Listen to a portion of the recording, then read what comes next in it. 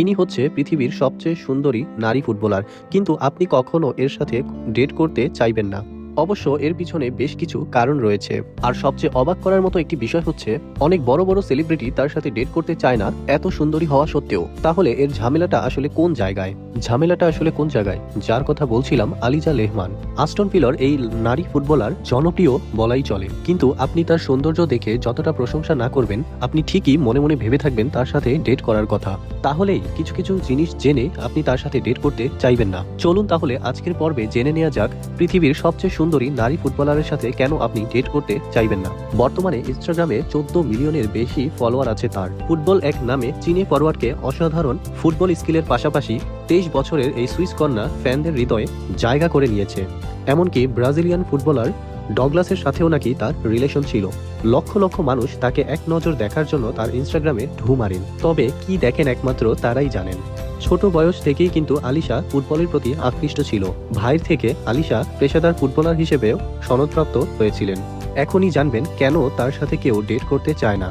সবচেয়ে ঝামেলার একটি বিষয় হচ্ছে, এই সুন্দরী নারী হচ্ছে একজন বাইসেক্স প্লেয়ার। এটা আসলে কি সেটা জানতে হলে আপনাকে বুঝতে হবে এই আলিশা নারী এবং পুরুষ উভয়ের প্রতি আসক্ত।